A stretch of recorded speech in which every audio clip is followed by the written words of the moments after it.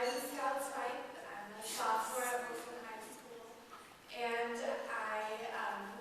we had Amy Minato, was in my freshman English class last year with Mr. Mateo, and I wrote this story, which is called Hospital Soap. It was the last day of summer, just before dusk, and I was sitting in a folding chair on my dusty back porch. I had a blackberry smoothie held between my feet and a book lying open face down on my lap. You know the one, the romance novel from the young adult section of the library with the pink cover, glitter optional.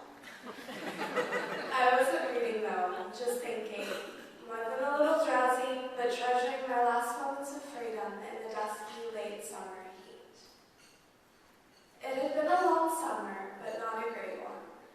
My older sister had gotten sick at the beginning of the summer, scary hospital test sick, and most of June and July had been spent sitting in hospital chairs and waiting by the phone for any sort of news. Beyond the forced normality and the long stays at friends' houses, two things stood out to me about that summer. The first is how much I cried. Not about her being sick, that was forbidden by an unspoken but stringent set of family rules, but the smallest things could set me off. I remember one day, due to my typical lack of spatial awareness, I sat to the edge of a door frame as I walked into my bedroom, and I just collapsed and cried for hours. Because of this, I drifted through much of the summer without peanut butter thick feeling that comes only from too much crying and sleeping on airplanes. The second thing about that summer was the violent hatred I developed for hospital soap.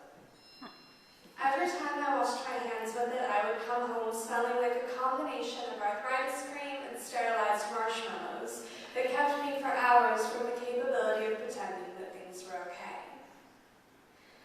It was sometime around the middle of August, I think, that we finally got a diagnosis, just a few weeks before the start of school. The news was good.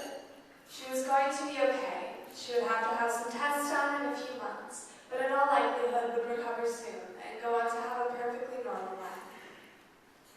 After the first few days of relief, we were left a little stranded. It's not that we weren't happy, because of course we were. It's just that we had been in crisis mode for so long that we had forgotten what normal felt like. So what I was wondering on that last summer night was, how long will it be